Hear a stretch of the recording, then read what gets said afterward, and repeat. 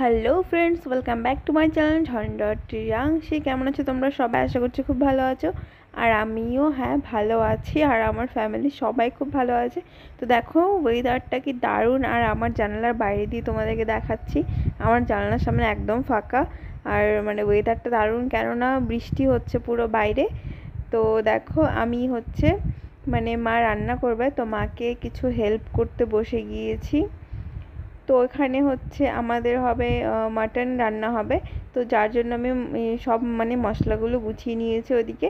আর এদিকে এটা দেখতে পাচ্ছ কি আমি পরিষ্কার করছি, এটা হচ্ছে শসা।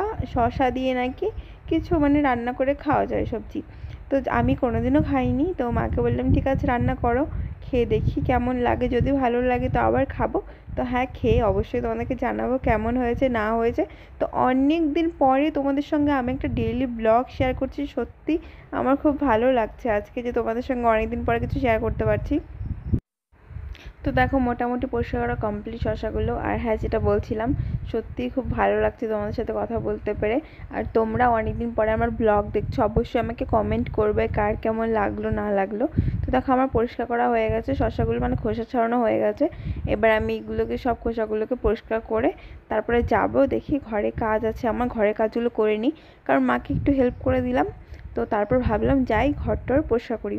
আগে মাকে হেল্প করাটা দরকার ছিল, তাহলে রান্নাটা হয়ে যাবে আর কি। তো যাই হোক, অনেক দিন পরে তোমাদের সামনে আমি আর শেয়ার করার চেষ্টা করছি সব কিছুই। সব কিছু বলতে আজকে যেহেতু ডেলি ব্লগ করছি, তাহলে সারাদিন কী করছি সেটাই তোমাদের সঙ্গে শেয়ার করবো যতটা পারি, ঠিক আছে? তো সাথে থাকো আর পুরো ব্লগটা দেখতে থাকো, একদম স্কিপ না করে, হ্যাঁ। কারণ অনেক দিন পরে ব্লগ করছি, যদি স্কিপ করে তোমরা দেখো আমার কিন্তু একদম ভালো লাগবে না, ঠিক আছে? তো প্লিজ সবাই সবাইকে একটা রিকোয়েস্ট করব যে প্লিজ কেউ ভিডিওটা স্কিপ করবে না, একদম ফার্স্ট থেকে লাস্ট অবধি দেখবে। আশা করি তোমাদের ভালো লাগবে। শসাগুলো কাটার পরে ওগুলোকে একদম কুচি কুচি করে কেটে নেওয়া হয়েছে। কেটে নিয়ে দেখো আমি ওটাকে চিপড়ে রসগুলো বের করে নেওয়া হয়েছে। তো মা বললো এটা খেয়ে নে। হ্যাঁ, আর তোমরা সবাই জানো এটা রস শসার রসটা খাওয়া অনেক উপকার আছে। তো আমাদের শসাটা কেউ ফেলবে না, যদি রান্না করো কেউ এভাবে ফেলবে না, ওটাকে তোমরাও রস বানিয়ে খেয়ে নেবে। দেখো ওইদিকে আমাদের হয়ে গেছে কমপ্লিট মাকে গুছিয়ে দেওয়া। এবার আমি এসেছি একটু ঘরে। দেখো ঘরের ভীষণ অবস্থা খারাপ, কারণ সকালবেলা আমি মেয়ে স্কুলে চলে যায়, তারপরে আমি সবটা গোছাই। তো এখন মেয়ে স্কুলে চলে গেছে, তারপরে এখন সব কিছু গুছিয়ে নিচ্ছি, সব কিছু ক্লিন করে নিই।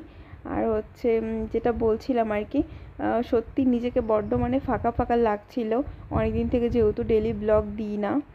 আর আমি এইভাবেই রোজ দিন আমার কাজগুলো সারি, তোমাদের সঙ্গে আজকে শেয়ার করছি বলে আজকে না, এইভাবেই রোজ আমার কাজগুলো সারতে হয়।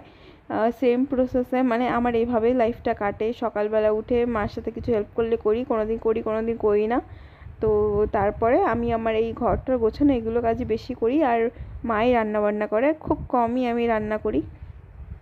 তো কি বলো তো, আমার ঘরের থেকে বের হওয়াও খুব একটা হয় না, যদি আমার দরকার হয় তবেই বাজারে যাই, কি মেয়েকে নিয়ে ডান্স ক্লাস যাই। তাছাড়া আমার গ্রামে বাড়ি, কিন্তু পাড়ায় বের হওয়া হয় না। আর হতেও ইচ্ছা করে না, কি দরকার, আমাদের গ্রামের পরিবেশটা জানোই তো, গ্রামের পরিবেশ কীরকম হয়।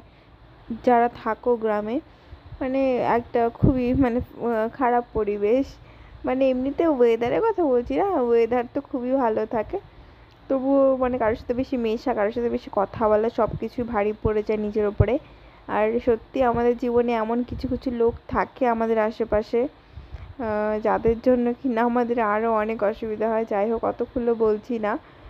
তো তোমরা নিশ্চয়ই বুঝবে যাদের পিছনে এরকম লোক লেগে থাকে, তোমরা কি করলে, তোমরা কি খেলে, তোমরা কোথায় গেলে, সেটা নিয়ে পড়ে থাকে। তো ভীষণ খারাপ লাগে। আর ভাই, তোদের লাইফ তোরা কীভাবে কাটাবি কাটা না, আর আমাদের লাইফটা কীভাবে আমরা কাটাবো সেটা আমাদের ব্যাপার। কিন্তু না, কিছু কিছু লোকের ভালো লাগে অন্য কারোর লাইফে ইন্টারফেয়ার করতে, তাদেরকে নিয়ে পড়ে থাকতে। আমরা থাকি না ঠিকই, কিন্তু কিছু কিছু লোক আমাদের পেছনে এমন পড়ে থাকে, খুবই হয়তো ভালো লাগে আমাদের নিয়ে পড়ে থাকতে। তো যাই হোক, ওর জন্য চেষ্টা করি বেশি কারোর সাথে না মেশার, ঘরেই থাকি, ঘরে কাজকর্ম করি, মেয়ে আছে, এই নিয়ে কেটে যায় আমার পুরো ডেলি লাইফের ব্লগ।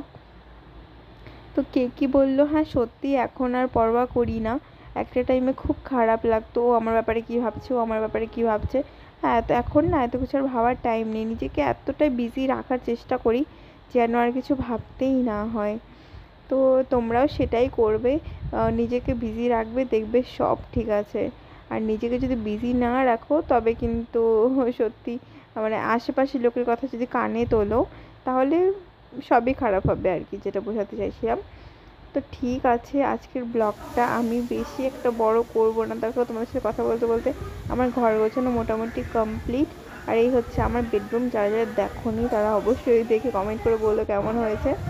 আর দেখো এবার আমার গোছানো কমপ্লিট। এবার আমি হচ্ছে আমার হাজব্যান্ডের দুটো ফেভারিট গাছ লাকি বাম্বো, ওটাও নাকি লাকি বাম্বো, ওটা আমি এরকম লাকি বাম্বো দেখিনি যদিও। তো আমাকে বললো ওটা নতুন এনেছে, এটা আগের ছিল, 1 বছর হয়ে গেছে এটা। তো এগুলোকে কিছুদিন পরে পরে তো জল চেঞ্জ করতে হয়। তো আমি জল চেঞ্জ করে নিচ্ছি। আর দেখো এর মধ্যে কি সুন্দর পাথরগুলো, কি দারুণ লাগছে না? সত্যি খুব দারুণ লাগছিল, আমি বারবার দেখছিলাম। তো এটা জলটা চেঞ্জ করে নিচ্ছি, তারপরে নিয়ে গিয়ে আবার মানে ওর জায়গায় রেখে দেব। তবে দেখো আমার জল প্রায় চেঞ্জ করা হয়ে গেল, এবার এটাকে ধুয়ে সরিয়ে রাখবো। তারপরে হচ্ছে গাছটাকে একটু ভালো মতো ধুয়ে নেব, ধুয়ে নিয়ে দেন আবার এখানে রেখে তারপরে রেখে দিয়ে আসবো। এমনিতে আমি ফিল্টারের জলই ইউজ করি এগুলো দেওয়ার জন্য। এখন কি বলতো, আমাদের যে মানে মোটরের জলটা আছে, জলটা খুব ভালো, যার কারণে এইগুলো জলই ইউজ করলাম, বেসিনের জলই দিয়ে দিলাম। তো এক হাত দিয়ে অসুবিধা হচ্ছে ক্যামেরাটা ধরে রাখতে, আমি ধুয়ে নিই তারপরে আবার তোমাদেরকে দেখাচ্ছি, ঠিক আছে? এক হাত দিয়ে না ক্যামেরা ধরে, যেহেতু নিজেরই সবটা করতে হয় তো ভালো মতো পসিবল হয় না। তো আর ব্লগ করতেও ভালোবাসি, তো স্বাভাবিক মতো নিজেরটা নিজেই করে নিই আর কি। তো এক হাতে হচ্ছিল না ভালো মতো, এবার ধুয়ে নেব। তো দেখো আমার হচ্ছে ধোয়া কমপ্লিট, এইবার ওকে ওর নিজের জায়গায় গিয়ে রেখে দিয়ে আসি। এবার একে রাখবো আর তুলবো এর পাশের বাম্বোটাকে, এটাও নাকি লাকি বাম্বো, তোমরা কমেন্ট করে আমাকে জানাবে। আমি তো দেখিনি, তো আমার হাজবেন্ড মানে তোমার দাদা ভাই বললো যে এটাও নাকি খুব ভালো ঘরে রাখা, তো এটাকেও সেমভাবে পোস্ট করে রেখে দেবো। আর দেখো আজকের ব্লগ খুব বেশি একটা বড় করছি না, সারাদিন এইসব কাজকর্ম করে তারপরে ক্লান্ত হয়ে পড়ি, তারপরে কি আর স্নান খাওয়া দাওয়া করি, স্নান খাওয়া দাওয়া করে একটু শুয়ে পড়ি, ঘুমের থেকে উঠে কিছু হালকা পাতলা টিফিন করি, টিফিন করে দেন একটু সিরিয়াল দেখি, কিছু কাজ থাকলে করি মোবাইলে বা এমনিতে, সেগুলো করে তারপরে আবার রাতের খাবার খেয়ে শুয়ে পড়ি। তো দেখো আমাদের হচ্ছে মানে আমার কাজগুলো হতে হতে দেখো আমার মা রান্না করে ফেলেছে, এই যে শসাটা দিয়ে এই এই সবজিটা, আর হচ্ছে মাটন, আর হচ্ছে দেখো শাক ভাজা, লাল শাক ভাজাটা অল্পই পড়েছিল, আমি সব লাস্টে খেয়েছি। তো দেখো আমি আমার জন্য এক বাটি ভাত আর এসব খাবারগুলো নিয়ে নিয়েছি। তো আজকের মতো ব্লগটা এখানে শেষ করছি।